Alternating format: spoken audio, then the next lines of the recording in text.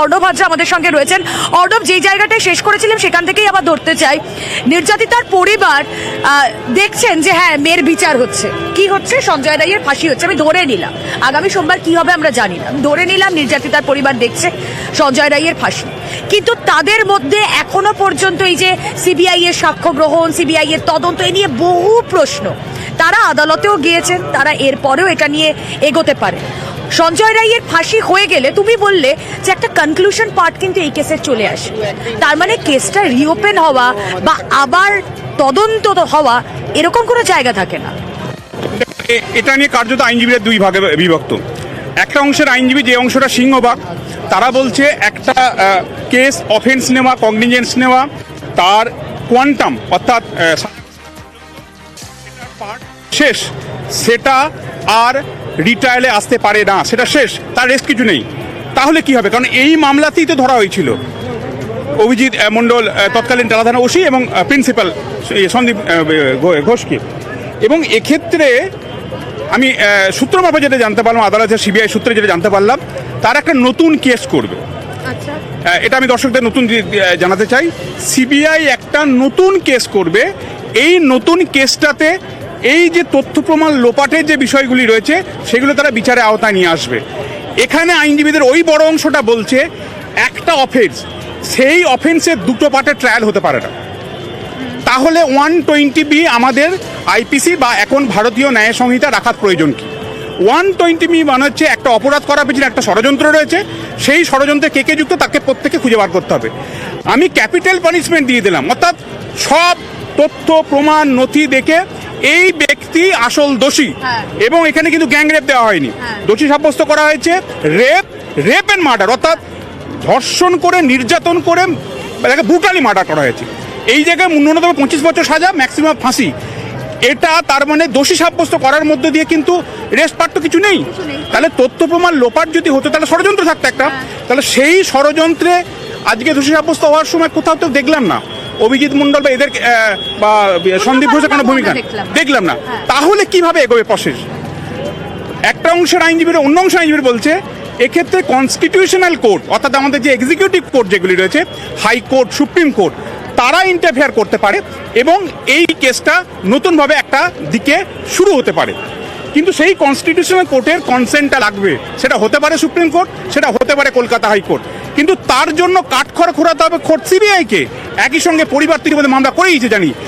এই জায়গাটা কিন্তু যতটা বলা সহজ, এই প্রক্রিয়াটা হয়ে গেল, পরের প্রক্রিয়াটা বা সাপ্লিমেন্টারি চার্জশিট দিয়ে দেবো হয়ে যাবে, ততটা সোজা নয়। তুমি আমি একটু স্পষ্ট করে বুঝতে চাইছি, তুমি কি এটা বলছো যে যদি সঞ্জয় রায়ের ফাঁসি হয়ে যায় তাহলে তার পরবর্তী সিচুয়েশন, নাকি সেখানে ফাঁসিটাও হোল্ড হয়ে যাবে, তার পানিশমেন্টটাও হোল্ড হয়ে যাবে? এটাই আইনজীবীদের মধ্যে কার্যত বিভক্ত হওয়ার জায়গা। ক্যাপিটাল পানিশমেন্ট হওয়া মানে একটা অফেন্সের তার কনক্লুশন পার্ট, এবং সেখানে কার্যত পেন ভেঙে বিচারক তার রায় নির্দিষ্ট করে দিলেন, সাজা নির্দিষ্ট করে দিলেন, তারপরে তার রেস্ট কিছু থাকে না। যদি করতে হয় তার আপার কোর্ট, অর্থাৎ আমরা যে শিয়ালদা অতিরিক্ত জেলা দায়রা বিচারকের চেম্বারের বাইরে থেকে করছি বা এজলাসের বাইরে থেকে করছি, এর আপার কোর্ট, হাইকোর্ট বা সুপ্রিম কোর্টের সরাসরি অর্ডার লাগবে।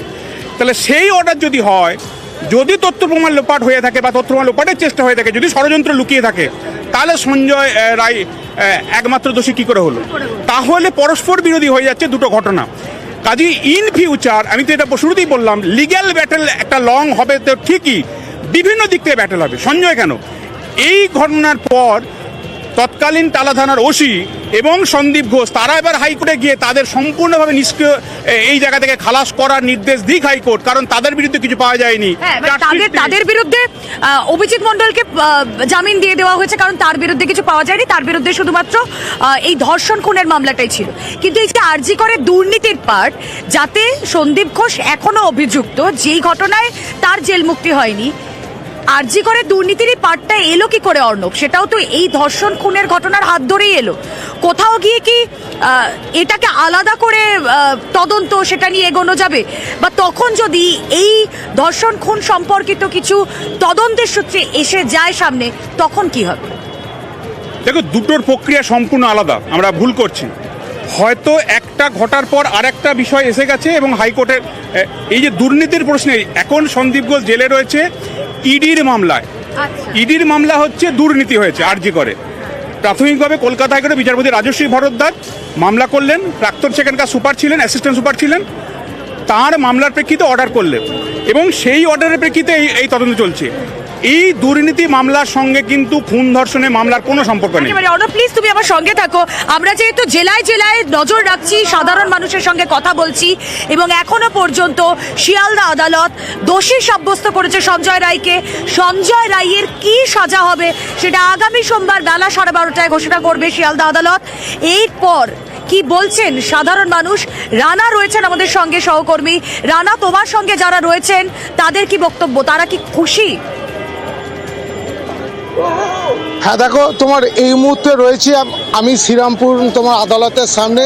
তুমি দেখতেই পাচ্ছ যে অভয়া ধর্ষণ ও হত্যার বিচারের দাবিতে কিন্তু এরা দীর্ঘদিন এনারা আন্দোলন করেছেন, রাস্তায় নেমেছেন। কি বলবেন সঞ্জয় রায় যে রায়কে, তাকে তো দোষী সাব্যস্ত করেছে, রায় সোমবার ঘোষণা করবে।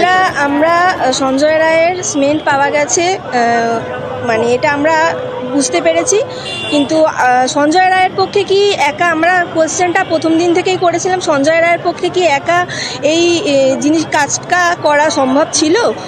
যেভাবে আর কি আমাদের অভয়ার যেভাবে দেহ পাওয়া গেছে সেটা কখনোই সঞ্জয় রায়ের একার পক্ষে সম্ভব নয়। এটা আমরা আগেও বলেছি, এখনও বলছি। তো ওনাকে পুরোপুরি বলির বোকরা বানানো হচ্ছে। আমরা চাই আসল দোষীরা সামনে আসুক, এটাই আমরা চাই। এটাই আপনি কি চান? একে উনি মদ্যপ ছিলেন, সেটা আমরা সবাই জানি, এটা তো পরীক্ষা করেই তখন বেরিয়েছিল।